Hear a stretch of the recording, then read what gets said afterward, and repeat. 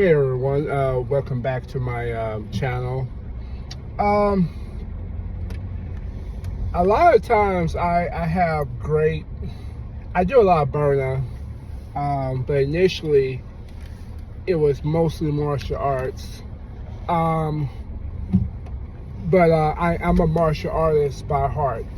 Burner is just, the subject that I talk on, but my real core is martial arts. I want to talk about one thing I've always had a great passion for is American Kempo. I wish that was something I did when I was younger. It's my striking, but I'm okay with where my path has gone in the karate realm. My sensei was great. I just wish I could do everything. Yeah, I can't, and nor can I afford to. But you wish you could do Muay Thai and boxing and Kempo and Jiu-Jitsu. I wish I could have did all of that, or be rich and just take these classes. But I can't. But one thing I will say of any style that always looking to evolve is American Kempo. And more importantly, American Kempo 5.0 with Jeff Speakman. Only reason why I didn't take that of recent years, because one, there wasn't a school. And then when it was a school, then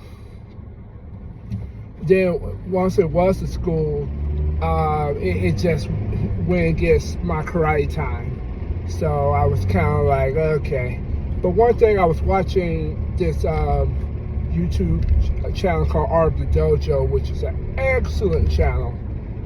He's a Kempo guy, and also do BJJ as well. Is that what American Kempo 5.0 get right where other karate practitioners don't, is they know how to evolve, and they understand the importance of having a ground game. So they do their katas or their forms or their sets, and American Kempo has a lot of forms and a lot of sets and katas. But they also understand the importance of being good on the ground, because most fights go to the ground. My thing is, if you're a striker and I'm not, I'm going to try to grapple you, and then I'm going to try to put this weight on you, and then I'm going to try to drop you to the ground and let gravity, because you can't do no spinning back kick on the ground. You can't really punch me as hard as you like on the ground. You can punch me, but you won't have the exact same power. And being on the ground is a dangerous art. It's like, I think Carlos Gracie said that Jiu-Jitsu is like being a shark in the water, and I'm the master of it. So if you can't fight on the ground, I mean, you have a huge disadvantage, because most fights is a grappling, most fights go to the ground, and people just don't play fair. So people go grapple, shock, stab, and then let's say the fight go to the ground. Let's say this is a Sunday afternoon Chicago Cubs WGN game, and somebody got drunk and mad at a fan who maybe don't like the Cubs.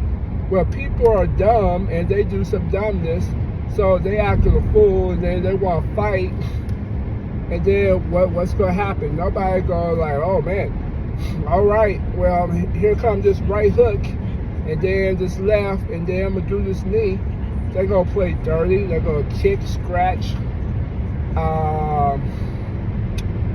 do everything, and they're gonna most likely it's gonna be a grappling, and most time it's gonna go to the ground. That's like all martial arts, they go to the ground. So why do a lot of practitioners stand up, don't work on their standing game? I mean their ground game. You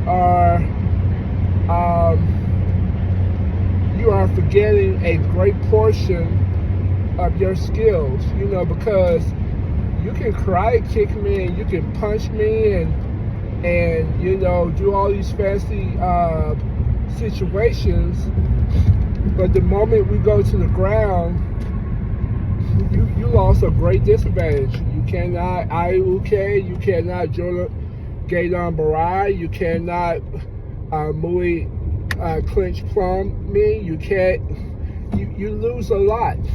So what Jeff Speakman, in his wisdom and in the spirit of Ed Parker, said, hey, you know what? We gotta get good. We gotta be able to know how to fight on the ground. And he took a whole curriculum, went to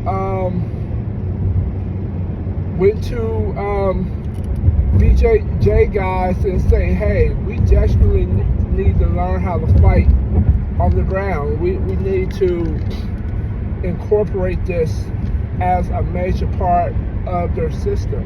So he took that ideal and say, hey guys, I know you reached your black belts and double black belts, but it's time to go back and let's do this again. And he was humble enough, and Jeff Speakman has many accolades, and say, hey, I'm going to be a white belt and I'm going to learn jiu-jitsu the hard way. So that's a lot of respect. A lot of teachers would not take away their pride and try to do something that they're not good in and trying to make it work. And I'm not saying there's not great dedication doing one style, because you can be a master and never have to go to the ground. You that good where that person try to go to the ground and you knock their head off, or you know how to stop it. But for everybody else like me, we need all the advantage that we can get. And I can easily tell you that jiu-jitsu has paid for itself in my life many times over. I have got out of many situations, including a stabbing, because of my jiu-jitsu skills. My karate works too, but you can't necessarily strike a person. Most jobs will fire you, but if you go to the ground, you keep them there and you stay safe. That says a lot, and it has saved me, I say, at least 10 times in a 6-year span. It saved me so many times. So it was times when I would be working, or people wanted me to work PRN because they knew, oh yeah, Andrew does martial arts. I know he could help take down a person. So yeah, that's the one thing I wish other styles, including my own. And I'm not saying you can't judge every studio the same, because there's some karate practitioners that they do add jiu-jitsu to the game. Actually, my sensei, which is Toro Shimoshi, who's a legendary karate practitioner and well known throughout the world. He actually had a BJJ studio, and he started as a white belt, and he's 5th, 6th time black belt, and and led organizations in karate, but he realized the importance of a ground game, and he, incorporate that in his personal curriculum, and to my knowledge, he still practices. So yeah, I think Jeff Speakman got it right. Adding a ground game and be able to fight, be able to fight on the ground. I wish more styles would do that. They incorporate BJJ, and I can easily say that because I've been doing BJJ for 7 years, and really it was the first 3 years it was once a week. So I technically did BJJ full time 4 years, about 4 years of two classes a week. And I do be hurting and tired, and I have to kind of pep talk myself to do it, but it has paid for itself many times over. So I think American Kempo 5.0, they got that right. They said, hey, you know what? We're not gonna be a people that's just gonna be stubborn and not conform to change. We're going to be in the evolution of involvement in improving their abilities and add a ground game. One thing I would like my sensei to do, and he has done groundwork, and is highly respected, that I give my sensei, who is a master in the stand-up. I wish he would incorporate more ground. And I understand it's a lot about time and timing. It's only so many hours you can teach your martial arts, and then to add something else. But if it's nothing more than a once a week class, and just put a mat out there and just try a little bit of groundwork, and just to get yourself up to fight your karate game. And I'm not saying you gotta be a black belt BJJ. Just know how to get out of a guard, a way to get out of side control, flip that person over, get out of their closed guard, get yourself up. Just simple things, and then you can do your strikes and throws. And then, if you get on the ground, you know how to hold clinch, you know how to frame,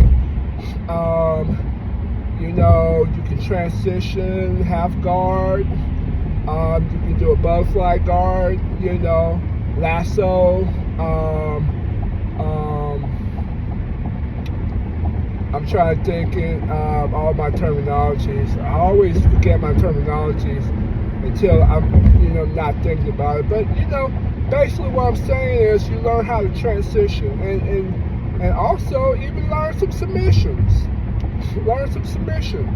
And I have been blessed enough to use karate in jiu-jitsu. I have been blessed enough to use aikido in jiu-jitsu, where other people didn't even know what I was doing, but I was doing stuff that I picked up elsewhere. And then sometimes we'll be doing BJJ drills, something like that's just like in karate, just, it's on the ground. So it's amazing. It's amazing good martial arts is universal. They may call it a different name, but if it's good, most styles kind of have their version of it. So, but I digress. This is probably the longest martial arts video I've done in a while. And it really, it's just a matter of when it comes to me, but I felt I was watching American Kempo, and I'm like, oh yes, let me write this down so I can remember this and do a video of it. And there's other people. I believe I have a subscriber do their kid they do Tang Sung Do, and I hope I'm pronouncing that correct. I have a guy who is a black belt. Went to Shaolin and competed in the world, 30 years ago. So, and he humbled himself and started all over. He did karate for a long time, competitively, actually. Then, like life, took a break. And for him, he took a 30-year break. But he got back on the boat. So, yeah. Never be afraid to to adapt and evolve. Never be afraid to admit, hey, I don't have the answer. Maybe I can go to other places. If I had more time and, proper babysitting, I would, do multiple styles, more than 3. And yeah, I know 3 is quite a bit. But I just love what I do. I love the training. I love learning. I love learning something. Anything that can help me be a better martial artist. It could be pie catching, juggling pies. If it'll make me a better martial arts, so I have a better skill, so be it. So I digress. Until next time.